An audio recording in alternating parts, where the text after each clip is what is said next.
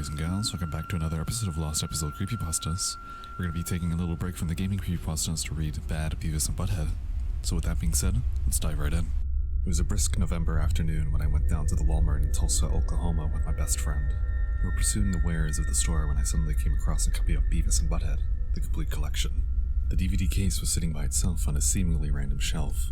I didn't think of it strange at the time, so I decided to give it a look. I flipped the case over to read the summary on the back. It was true.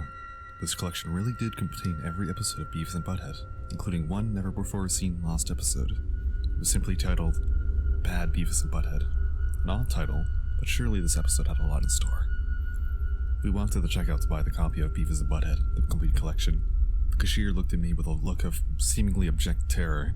After he scanned the item and took my money, he told us, "Get out. Never come back." We thought that maybe the cashier just thought we were a couple of delinquents, so we didn't think much of it at the time. We got back in my friend's car and drove back to her house to watch the collection. We decided we were going to binge it for the whole night. It was about 2 p.m. when we decided to watch the DVD.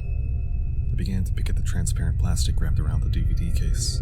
As I peeled the plastic cover away, I felt a strange feeling wash over me. I felt as if some otherworldly force had escaped into the air.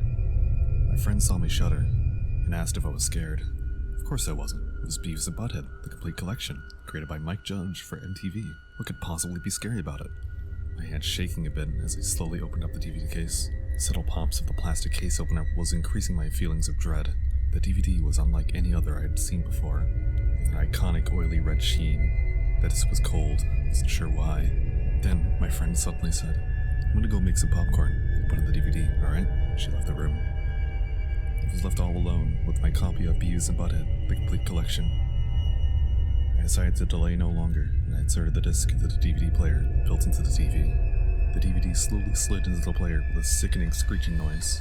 I then leaned forward and pressed the power button on the TV with my left index finger. The TV jumped to life, displaying nothing but static. "Oh, I've gone on the wrong channel," I said to myself, leaning forward once again to press the change channel button. This time, the DVD's title screen appeared. It just said, Beavis and Butthead, in 68-point Times New Roman semi-bold font. Under the title, sat on their signature couch, was Beavis, but Butthead was nowhere to be found. I heard a microwave beeping quietly in the distance, and my friend walked into the room a moment after. Popcorn smelled really bad, and half of it was gone already. "Sorry," my friend said. "Whatever," I replied. Burnt popcorn couldn't stop us from enjoying Beavis and Butthead, the complete collection, together. I retrieved the TV remote and sat down on the couch with my friend. I pressed the play all button, and we began our binge. The episodes all went on as we remember them from TV. The image was a bit grainy, but it was probably due to how they captured the episodes for DVD. By 4 a.m., we had finally reached the lost episode. Suddenly, when the episode began, both of our friends and family had texted us with a concerning image. The picture attached was a poster proclaiming that we were both banned from all Walmarts across the globe. This was very strange and also very disappointing, but we didn't let it stop us from enjoying this final, lost episode of Beavis and Butthead. The episode opened up with the titular couch, with Butthead nowhere to be found. It was just Beavis, sitting on the couch, completely expressionless. He wasn't saying anything. The camera jumped to a shoulder perspective of Beavis watching the TV. It was just playing static. We were a bit confused at why this was happening. This wasn't what we were expecting from a lost episode. I felt cheated out of my money, and I picked up the remote to try and fast forward through. Suddenly, Beavis stood up and walked out the door. It was the dead of night in this episode, so it was difficult to see him once he had walked outside.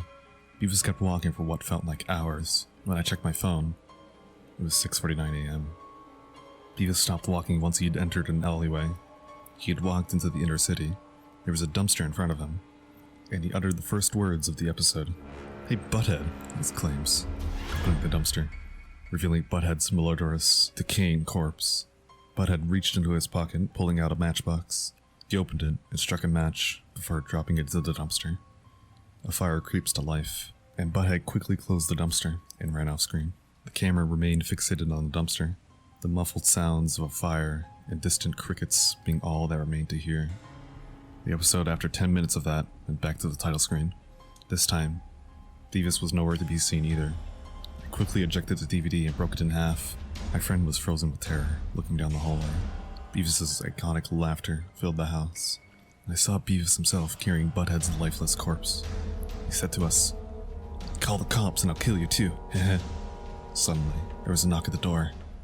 and Beavis answered it. We briefly heard the voice of Mike Judge gasping in fear before Butthead drove a knife into his sternum.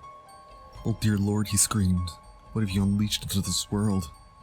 Judge collapsed to the floor in a pool of blood. His lifeless body lay on my friend's porch. Beavis grabbed Mike Judge's lifeless arm and began to drag him away, giving me and my friend one final, cold stare. The smell of smoke suddenly filled the house. Without a second thought, we ran for the back door and didn't look back. My friend's house went up in flames as the sun rose in the sky. Beavis was still out there, but he had spared us, at least for now.